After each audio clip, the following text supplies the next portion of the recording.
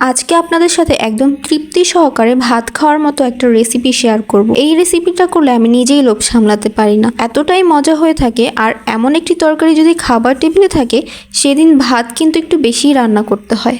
এই রান্নার জন্য এখানে আমি শুটকি নিয়ে নিচ্ছি, আলু নেব, আর সাথে নেব হচ্ছে বেগুন।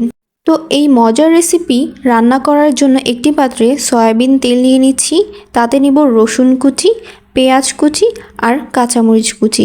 যে কোনো শুটকি রান্নায় তেল আর পেঁয়াজের পরিমাণটা একটু বেশি দিতে হয়। এখানে আমি দুই ধরনের শুটকি ব্যবহার করেছি, চিংড়ি শুটকি আর মলা শুটকি।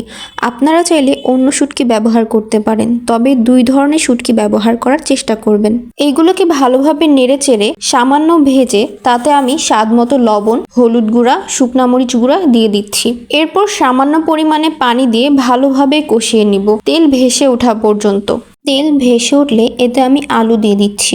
আলুগুলো মশলার সাথে মিশিয়ে এটাকে আমি সিদ্ধ হতে ঢেকে দিব। এখানে আপনারা চাইলে আদা রসুন বাটা ব্যবহার করতে পারেন, তবে আমি সচরাচর যে কোনো শুটকিতে আদা রসুন বাটা দিই না, রসুন কুচিটাই ব্যবহার করি। আর এখানে আমি আলুটা সিদ্ধ হয়ে যাবার পর বেগুনগুলো দিয়ে দিচ্ছি।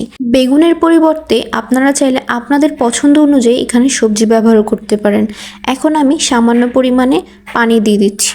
আমি এই তরকারি মাখা মাখা রাখবো, তাই পানি বেশি দিচ্ছি না। এই তো হয়ে গেল আজকের মজাদার রেসিপি, যেটি দিয়ে অনায়াসেই এক প্লেট ভাত খেয়ে উঠতে পারবেন। আর আজকের ভিডিওটি কেমন লাগলো অবশ্যই কমেন্ট করে জানাবেন। আর ভিডিওটি যদি ভালো লেগে থাকে তাহলে অবশ্যই লাইক, কমেন্ট অ্যান্ড শেয়ার করবেন।